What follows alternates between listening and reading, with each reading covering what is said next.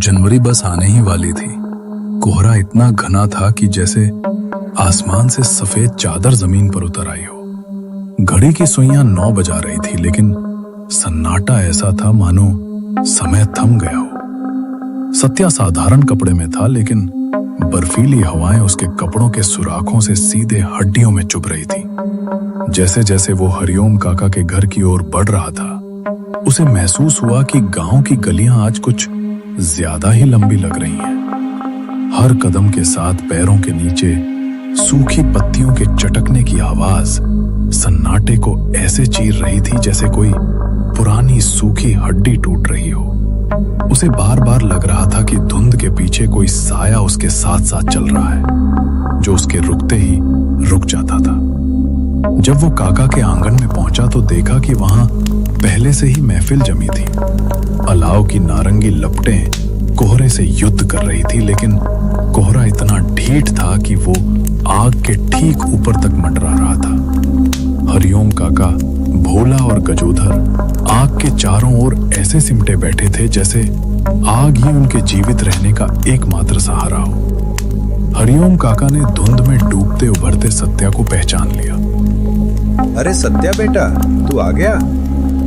इधर बैठ। आज तो ठंड ऐसी है कि पेड़ों का रस भी भीतर ही जम गया होगा। परिंदे भी आज अपने घोंसलों में दुबक कर सांसें गिन रहे हैं। सत्या ने अपनी नीली पड़ चुकी हथेलियां आग के ऊपर फैलाई। घर में मिलते ही उसे थोड़ा होश आया। उसने कपकपाते हुए कहा, हाँ काका, रास्ते में तो ऐसा लगा जैसे कोई अदृश्य हाथ मेरे गले को बर्फ की जंजीर से जकड़ रहा है। कोहरा इतना है कि अपने ही हाथ दिखाई नहीं दे रहे। गली के कुत्ते भी आज दुम दबाकर कहीं छिप गए हैं, जैसे किसी अनहोनी का आभास हो गया हो। सत्या, तू तो अभी आया है। मैं शाम को पश्चिम वाले खेत में पानी चलाकर आ रहा हूँ। यकीन मान, जब मैंने लोहे के गेट को हाथ लगाया तो मेरी खाल उस ठंडी धातु से चिपक गई। पानी का स्पर्श ऐसा था जिसे नसों में पिघला हुआ शीशा नहीं, बल्कि जमी हुई मौत बह रही हो। शरीर सुन्न पड़ गया था और मन में बार बार ये ख्याल आ रहा था कि कहीं कोई पीछे से मुझे पुकार न ले। खेत के उस पार वाले कब्रिस्तान से उठने वाली महक आज कुछ ज्यादा ही तेज थी। अरे यार, मुझे भी तो आज ही गेहूं के अगले क्यारे में पानी देना था, पर इस कड़कती ठंड ने हिम्मत तोड़ दी। अब तो रात को ही जाना पड़ेगा, वरना कल धूप निकली तो मिट्टी पत्थर हो जाएगी और फसल मर जाएगी। सुना है आज रात बिजली भी पूरी रहेगी और नहर का पानी भी आज अपने पूरे उफान पर होगा। अकेले क्यों जाएगा भोला? मैं खाली बैठा हूँ, मुझे भी साथ ले चलना। 2 लोग रहेंगे तो बातों बातों में रात कट जाएगी और कुदाल चलाने में मेहनत भी कम लगेगी। वैसे भी डर तो केवल अकेलेपन का नाम है। हम साथ होंगे तो यमराज को भी रास्ता बदलना पड़ेगा। तभी हरिओम काका की भौहें तन गईं। उनकी आंखें ऐसा लग रहा था कि किसी पुराने अतीत को याद कर रही हैं। उन्होंने गंभीर स्वर में कहा, नहीं बेटा, आज की रात पानी चलाने की जिद छोड़ दो। तुम लोग जवान हो, खून गर्म है, पर ये रात आम रातों जैसी नहीं है। हवाओं में आज एक अजीब सा भारीपन है, जैसे कोई बहुत पुराना दुख हवा में खुल गया हो। तुम देख रहे हो, पक्षी भी आज चहचहा नहीं रहे, सियार भी चुप हैं। यहाँ तक कि पीपल का वह पुराना पेड़ भी आज हिल नहीं रहा। कल सुबह सूरज उगने के बाद चले जाना, पर आज नहीं। काका, आप तो पुरानी बातों को पकड़कर बैठ जाते हैं। अब वो जमाना गया जब लोग सायों से डरते थे। हम पढ़े लिखे जवान हैं, भूत प्रेत हमारे पसीने की महक से भाग जाएंगे। लेकिन हाँ, अगर आप मना कर रहे हैं तो कम से कम कोई ऐसी बात तो सुनाइए जो इस सन्नाटे को सार्थक कर दे। इन रातों में खौफनाक किस्सों का अपना ही रोमांच है। काका ने आग की ओर देखा। उनकी आंखों में पुरानी यादों का काला समंदर उमड़ आया। उन्होंने एक लंबी सांस ली और काका ने अपना गला साफ किया और बोले, बात 30 साल पुरानी है, जब मेरी देह में बिजली दौड़ती थी। उस समय सिंचाई के साधन कम थे और नहर का पानी ही सब कुछ था। ठीक ऐसी ही दिसंबर की रात थी जब चांद बादलों के पीछे ऐसा छिपा था जैसे उसे किसी ने कैद कर लिया हो। कोहरा इतना सघन था कि हाथ की लालटेन की रोशनी भी 2 फुट आगे जाकर दम तोड़ देती थी। गांव की गलियों में सन्नाटा ऐसा था जैसे हर घर के बाहर कोई पहरा दे रहा हो। मुझे अपने रेतीले खेत की सिंचाई करनी थी। मैं अपने बचपन के जिगरी दोस्त हरवन के घर गया। वह अपनी भारी रजाई में ऐसा दुबका था जैसे बाहर यमराज खड़े हों। मैंने उसे झकझोरा। हरवन, उठ भाई, नहर का ताला खुल गया है। आज पानी नहीं लिया तो अगली बारी 15 दिन बाद आएगी। फसल बर्बाद हो जाएगी। क्या तू चाहता है कि हमारे बच्चे भूखे सोएं? हरवन ने कांपते हुए रजाई से चेहरा बाहर निकाला और बोला, हरिओम, तू पागल हो गया है। इस ठंड में तो पत्थर भी चटक रहे हैं। क्या तुझे नहीं पता कि आज अमावस्या के बाद की वो विशेष रात है जिसके बारे में बड़े बुजुर्ग मना करते हैं? आज की रात नहर के किनारे वो टहलती है। सुबह देखेंगे, जो होगा सो होगा। पर मेरी जिद के आगे उसे झुकना पड़ा। मैंने उसे लालच दिया कि रात को पानी की चोरी भी नहीं होगी और पूरा बहाव हमारे खेत में आएगा। आखिरकार उसने एक पुरानी मिट्टी के तेल की लालटेन उठाई और मैंने अपने मजबूत कंधे पर तेज धार वाली कुदाल रखी। हम दोनों साधारण सूती कपड़ों में निकल पड़े। जैसे ही हमने गांव की सीमा पार की, सन्नाटा और गहरा हो गया। दूर कहीं उल्लू के बोलने की आवाज आई जो शुभ संकेत नहीं था। रास्ते में हरवन बार बार पीछे मुड़कर देख रहा था। उसे लग रहा था जैसे कोहरे के भीतर से कोई उसे घूर रहा है। उसने धीमी आवाज में पूछा, हरिओम, क्या तुझे पक्का पता है ना कि नहर में पानी आया है? रास्ते में कोई पदचाप सुनाई दे रही है क्या? मुझे ऐसा लग रहा है जैसे हमारे अलावा कोई और भी यहां चल रहा है, जिसके पैरों की आवाज हमारे साथ ताल मिला रही है। मैंने उसे डांटते हुए कहा कि डर मत, ये हमारी अपनी जमीन है। लेकिन जैसे जैसे हम नहर की ओर बढ़ रहे थे, हवा का तापमान और भी गिरता जा रहा था। वह ठंड सामान्य नहीं थी। ऐसा लग रहा था मानो बर्फ की अदृश्य सुइयां हमारी खाल को चीरकर सीधे दिल तक पहुंच रही थी। नहर के पानी की आवाज जो दूर से मधुर लगती थी, पास पहुंचते ही किसी के गुर्राने या हजारों सांपों के एक साथ फुफकारने जैसी सुनाई देने लगी। जैसे ही हम उस पुराने विशाल बरगद के पेड़ के पास पहुंचे जो नहर के मुख्य मोड़ पर स्थित है, अचानक सब कुछ बदल गया। हवा जो अब तक साए साए कर रही थी एकदम थम गई। पत्तों का हिलना बंद हो गया। चिड़ियों के पर फड़फड़ाने की आवाज भी खत्म हो गई। और फिर वह आवाज आई। वह आवाज किसी जानवर की नहीं थी। वह एक मंद सिसकने की आवाज थी। ओह, कोई है? मुझे बचाओ, ठंड बहुत है, मेरा बच्चा भूखा है। हम दोनों के कदम वहीं जम गए। हरवन के हाथ में पकड़ी लालटेन थरथराने लगी, जिससे जमीन पर बनते साए राक्षसों की तरह नाचने लगे। उसने कांपते स्वर में पूछा, हरिओम, क्या तूने भी सुना? ये कोई औरत है क्या? इस वक्त यहाँ कौन हो सकता है? उसके माथे पर पसीने की बूंदें चमकने लगी, जबकि बाहर बर्फ गिर रही थी।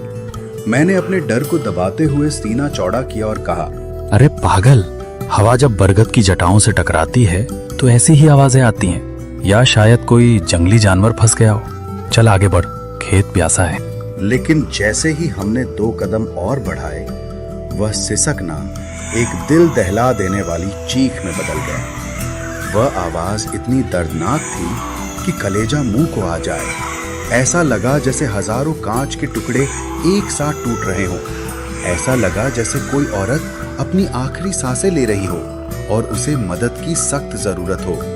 आवाज सीधे हमारे कानों के पीछे से आ रही थी। मुझे लगा शायद गांव की कोई महिला रास्ता भटक गई है या किसी दुर्घटना का शिकार हुई है। मैंने कुदाल कसकर पकड़ी और चिल्लाकर कहा, कौन है रे? सामने आ। राजू, अगर तू या कोई और लड़का मजाक कर रहा है तो याद रखना, ये हरिओम की कुदाल है। एक ही वार में सिर अलग कर दूंगा। हिम्मत है तो रोशनी में आ, डरपोकों की तरह मत छिप। तभी नहर के किनारे उगी ऊंची सरकंडों की झाड़ियों के पीछे से एक भारी, गूंजती और बर्फ जैसी ठंडी आवाज आई। चले जाओ यहां से, ये वक्त मेरा है, ये पानी मेरा है। मैंने अपना खून इस नहर में बहाया है। अगर एक भी कदम आगे बढ़ाया तो तुम्हारी हड्डियां भी इस नहर में बह जाएंगी और उनका पता भी नहीं चलेगा। हरवन का डर अब गुस्से में बदल गया था।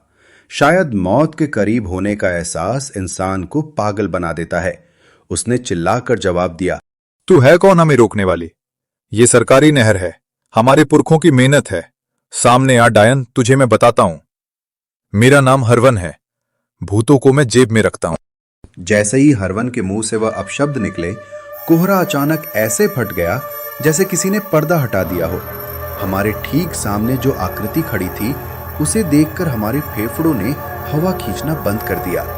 हमारे चारों ओर का पानी जैसे जम गया। वह रत्नी थी, वही रत्नी जिसकी मौत 10 साल पहले इसी नहर के किनारे जमीन के विवाद में हुई थी। लेकिन वह अब इंसान नहीं थी। उसकी लंबाई सामान्य से 2 फीट ज्यादा लग रही थी। उसके बाल नागिनों की तरह हवा में लहरा रहे थे। उसकी आंखों के स्थान पर दहकते हुए अंगारे थे, जिनमें से काला धुआं निकल रहा था। उसका चेहरा सफेद मोम की तरह गल रहा था। सबसे डरावने थे उसके पैर। वे टखनों से बिल्कुल पीछे की तरफ मुड़े हुए थे और उसके नाखून किसी गिद्ध के पंजे जैसे लंबे, काले और नुकीले थे। वह जोर से अट्टहास करते हुए दहाड़ी, पहचाना मुझे? मैं वही रत्नी हूं जिसे तुम लोगों ने जीते जी चैन से जीने नहीं दिया। मुझे ताने दिए, मेरी जमीन छीनी। आज तुम मेरी बारी में बाधा डाल रहे हो और ऊपर से मुझे डायन और तू कहने की हिम्मत की। आज तुम्हारी जुबान और गर्दन दोनों मेरी होंगी। उसने अपना हाथ हवा में एक विचित्र मुद्रा में लहराया। अचानक एक काली चिपचिपी शक्ति ने हमें जमीन से ऊपर उठा लिया। हमारे पैर हवा में लटकने लगे। हम हवा में ऐसे छटपटा रहे थे जैसे फांसी के फंदे पर कोई लटका हो। गला घुट रहा था और सामने रत्नी का भयानक चेहरा हमारे पास आ रहा था। उसकी सड़ी हुई मांस जैसी दुर्गंध हमारे नथुनों में भर गई। उसकी ठंडी सांसें मेरे चेहरे पर महसूस हो रही थी। मौत हमारे सामने नाच रही थी और हम बेबस थे। तभी पूरे इलाके में एक ऐसी गूंज हुई जैसे 7 आसमान एक साथ फटे हों। एक दिव्य श्वेत प्रकाश कोहरे को चीरते हुए प्रकट हुआ। उस रोशनी की गर्मी ऐसी थी जैसे साक्षात सूर्य देव नीचे आ गए हों। रुक जा रत्नी, अपनी सीमा मत लांघ। इन निर्दोषों को छोड़ दे, इनका समय अभी नहीं आया है। वह साया हमारे गांव के स्वर्गीय मुखिया जी का था, जिनकी मृत्यु को हुए 50 साल बीत चुके थे। उनका सफेद कुर्ता और सिर पर बंधी पगड़ी किसी हीरे की तरह चमक रही थी। उनके हाथ में एक लकड़ी का डंडा था जो प्रकाश का स्रोत लग रहा था। उनका चेहरा शांत था, पर आंखों में ऐसी सत्ता थी जिसे कोई भी प्रेत आत्मा चुनौती नहीं दे सकती थी। रत्नी अपनी घृणित आवाज में चिल्लाई, मुखिया जी, आप न्याय के देवता बनते थे, तो आज न्याय कीजिए। ये लोग मेरी शांति में खलल डाल रहे हैं। ये उसी गांव के हैं जिसने मुझे मरते समय एक बूंद पानी नहीं दिया। मैं इन्हें नहीं छोड़ूंगी। रत्नी, तू भटक रही है। प्रतिशोध की आग तुझे ही जलाएगी। ये केवल साधारण किसान है। इन्हें लगा कि कोई जीवित व्यक्ति इनका उपहास कर रहा है। तू तो जानती है, किसान का पसीना मिट्टी में मिलकर अन्न बनता है। जब मैं जीवित था, तब भी मैंने हर खेत को अपनी संतान माना था। अगर किसान डर गया तो हल कौन चलाएगा? अगर हल नहीं चलेगा तो दुनिया भूखी मर जाएगी। इनका दोष केवल अपनी फसल की चिंता करना है। इन्हें माफ कर और अपनी यान में लौट जा, वरना मेरा कोप तू सह नहीं पाएगी। मुखिया जी की आवाज में वह पुरानी शक्ति थी कि रत्नी का क्रोध धुएं की तरह ठंडा पड़ गया। उसकी दहकती आंखें बुझने लगीं। उसने हमें झटके से जमीन पर पटक दिया। हम बेदम होकर गिरे। रत्नी एक आखिरी चीख के साथ, जो किसी टूटे हुए शीशे जैसी थी, नहर के काले पानी में समा गई। मुखिया जी ने हमारी ओर करुणा भरी दृष्टि से देखा, मंद मुस्कुराए और धीरे धीरे हवा में विलीन हो गए। कोहरा फिर से छा गया, लेकिन वह भारीपन गायब था। जब हरिओम काका ने अपनी बात समाप्त की, चारों ओर का सन्नाटा अब और भी डरावना लग रहा था। दूर कहीं एक सियार के रोने की आवाज आई, जिसने सबकी रीढ़ में एक सिहरन पैदा कर दी।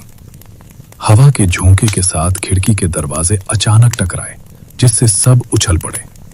भोला, जो थोड़ी देर पहले बहादुरी की बातें कर रहा था और अकेले खेत जाने की जिद पर अड़ा था, अब अपनी चादर में ऐसे सिमट गया था जैसे वो कोई कवच हो।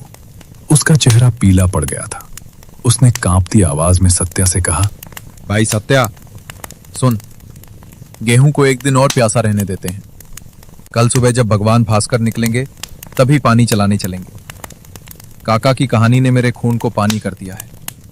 अब तो मुझे इस अलाव से उठकर अपने घर तक जाने में भी ऐसा लग रहा है जैसे कोई पीछे खड़ा इंतजार कर रहा है। मुझे अपनी परछाई भी अब पराई लग रही है। सही कह रहे हो भोला, साहस और मूर्खता में फर्क होता है। जो काका ने सहा वो शायद हम न सह पाए। काका, आप वास्तव में किस्मत के धनी थे जो मुखिया जी की पवित्र आत्मा ने आपको दर्शन दिए और बचा लिया, वरना आज हम ये किस्सा सुनने के लिए जिंदा नहीं होते। लोग कहते हैं कि पुरखे चले जाते हैं, पर वे आज भी गांव की सरहदों की रक्षा करते हैं। उनकी मर्यादा आज भी इस मिट्टी में बसी है। इसीलिए कहता हूं बच्चों, रात की अपनी एक अलग दुनिया होती है। उसके अपने नियम और अपनी रूहें होती हैं। रात कभी खाली नहीं होती, वह हजारों कहानियों और एहसासों से भरी होती है। हमें प्रकृति और अदृश्य शक्तियों का सम्मान करना चाहिए। मनुष्य की शक्ति सूरज ढलने के साथ ही आधी रह जाती है। चलो, अब बहुत रात हो गई है। सब भगवान का नाम लेकर अपने अपने घर जाओ और बिना पीछे मुड़े रजाई में दुबक जाओ। और याद रखना, अगर रास्ते में कोई पुकारे तो जवाब मत देना।